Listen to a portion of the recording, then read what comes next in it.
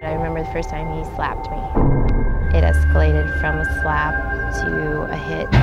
He broke my nose. He broke my finger.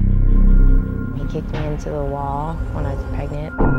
He used to choke me or drag me by my hair. He told me he was going to kill me and bury me and nobody would ever find me. Jamie Gorman says she believed her husband would eventually kill her during one of his alcohol rages. He would either tie me to the bed and leave me a bowl to pee in, or he would just hog tie me. If I wanted to talk, he wanted to sleep, he had to get up early for work, so he would just tie me up not to deal with me. Day in and day out, for 6 weeks, Gorman says she became a prisoner in her home, zip-tied to her own bed, until my dad saw the zip ties around the foot of the bed and said, "What is that for?" And I said, "That's where he ties me up when he leaves for work." And he immediately got on the phone with the sheriff. Detectives found dozens of zip ties in the bedroom, some still tied to the bed. They took pictures of Gorman's bruises, of the cuts on her hands and wrist and ankles, and they got the one piece of evidence most important in a case like this. You have the right to remain silent. A confession. I tied her to the bed. Did you bind her by her wrist? Bound her by her wrist. I looped it. It was like a makeshift handcuff? Yeah. What about her feet? Same.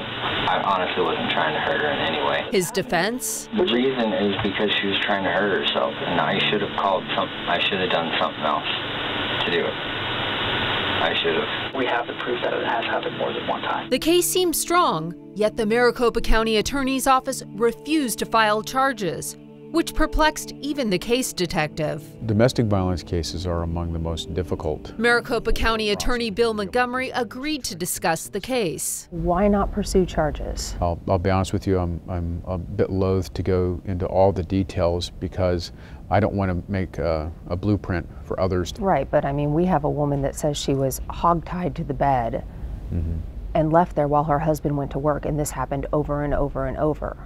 There were claims by the suspect that what he was doing was in an effort to help safeguard his wife. So is it okay to hogtie somebody if it's for their own good? Because that would appear that that's the message that's being sent. And that's what I'm being very careful to not confirm, that in and of itself is not a justification.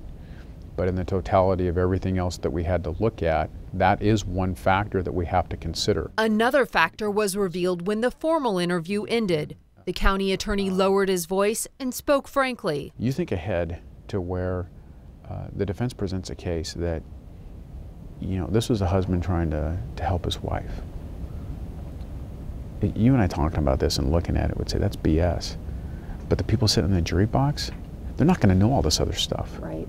They're not going to know the full context. Domestic violence advocates say far too often a decision on whether to prosecute depends on the ease of conviction and whether the abused is strong enough to fight back. I would say that in many cases, victims choose not to, or if they choose to, they change their mind because they're afraid. Victim advocate Randy Keppen sees it all the time. They're conflicted and they flip-flop and they go back and forth. And it's very frustrating for police officers, for probation officers, for county attorneys to deal with it. I didn't think I had other options. Gorman admits she was initially reluctant to cooperate with detectives.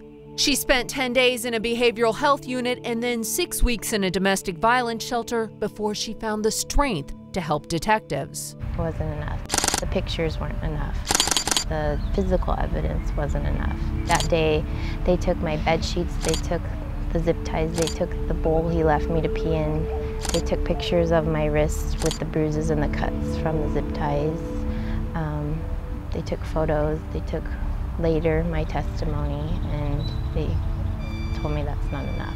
Refusing to be a victim any longer, Jamie Gorman did the only thing she could. I knew what I could do is tell my story, and I told my story, and I thought that would help. And now again, I don't even know if this will change anything, but I can at least tell more people.